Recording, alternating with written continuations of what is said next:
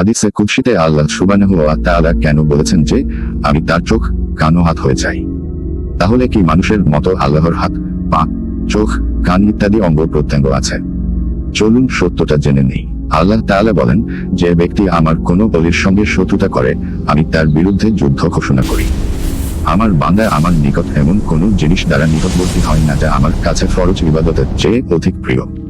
অতঃপর সে নফল ইবাদতের মাধ্যমে ক্রমাগত আমার নিকটবর্তী হতে থাকে, এমনকি আমি তাকে ভালোবেসে ফেলি। যখন আমি তাকে ভালোবাসি তখন আমি তার কান হয়ে যাই, যা দিয়ে সে শোনে। আমি তার হাত হয়ে যাই, যা দিয়ে সে ধরে।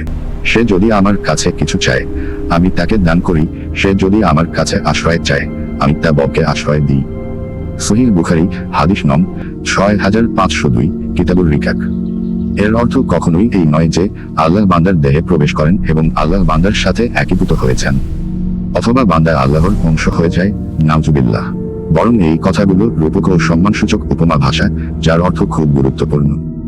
আহলে সুন্নাহর আকীদাগত ব্যাখ্যা অনুযায়ী এর সঠিক অর্থ হলো, বান্দা যখন শোনে তখন তা আল্লাহর সন্তুষ্টির জন্য শোনে। আর বান্দা যা দেখে, অর্থাৎ হারাম কোনো বিষয়ের দিকে দৃষ্টি দেয় না। তেমনি ভাবে বান্দার হাত অন্যায় কাজ করে না এবং তার পা গুনাহের পথে চলে না।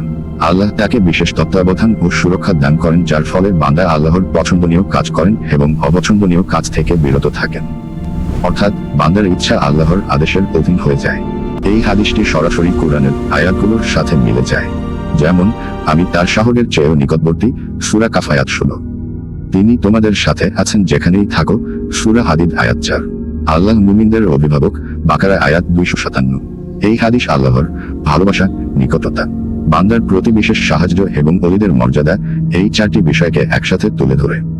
প্রিয় দর্শক, আপনার কি ধারণা তা কমেন্ট করে জানান। ধন্যবাদ।